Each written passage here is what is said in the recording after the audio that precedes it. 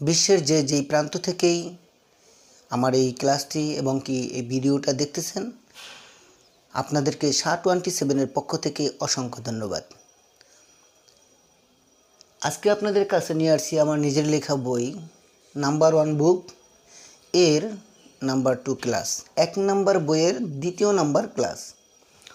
তো বাংলা বাক্যের শেষে ল, লে, লাম, লি, লেন, লা এগুলো যদি থাকে, ইংলিশে সেটাকে বলে পাস্ট টেন্স বা বাংলায় অতীত বলে। এখন আমি আপনাদেরকে বোঝানোর জন্য হয়তো হামিম ইউজ করছি, আপনারা এখানে আদার্স নাম ইউজ করে অসংখ্য বাক্য তৈরি করতে পারবেন।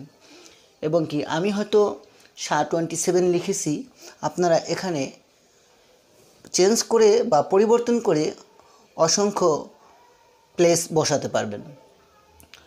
তো স্ট্রাকচার ঠিক রাখবেন। ক্লাসটা বাংলিশ ক্লাস, তো আমি বোঝানোর ক্ষেত্রে বলছি হামিম went to SHA-27। Hamim SHA-27 গিয়েছিল। Hamim did not go to SHA-27। Hamim SHA-27 গিয়েছিল না। তো যদি ক্লাসটা ভালো লাগে তাহলে লাইক, কমেন্ট, শেয়ার এবং সাবস্ক্রাইব করতে ভুলবেন না। আর যারা করে ফেলছেন তাদেরকে SHA-27 পক্ষ থেকে অসংখ্য ধন্যবাদ। যখন আপনারা প্রশ্ন করবেন সেক্ষেত্রে did Jantu go to SHA-27?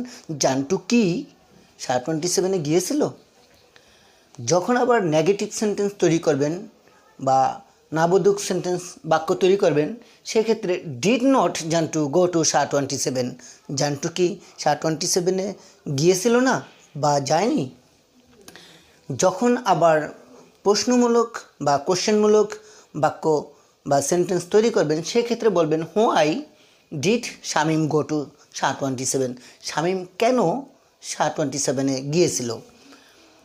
যখন নেগেটিভ সেন্টেন্স তৈরি করবেন, সেক্ষেত্রে বলবেন হোয়াই ডিড নট, কেন গিয়েছিল না শামীম গো টু SHA-27? SHA-27 কেন গিয়েছিল না? এভাবে অসংখ্য বাক্য আপনারা নিজেরাই প্র্যাকটিস করবেন, তৈরি করবেন। একটা সময় আপনারা নিজেরাই এক্সপার্ট হয়ে যাবেন। আপনারা শুধু ভোকাবুলারি শিখবেন আর বাকিগুলো আমি আপনাদেরকে শেখাবো। কারণ ভোকাবুলারি একজন আর একজনকে দিতে পারে না, কারণ এটা নিজের ট্রাই করতে হয়। ইংলিশ শিখতে আপনারা শুধু ভোকাবুলারিটা শিখেন আর বাকি যা কিছু আছে আমি দেওয়ার চেষ্টা করব। তো আজকে আপনাদের কাছ থেকে এই বলেই শেষ করছি।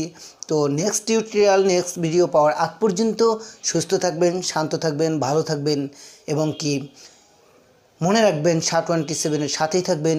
Stay cool, stay happy, stay health. That's all about me for the time being. Thanks for having patience.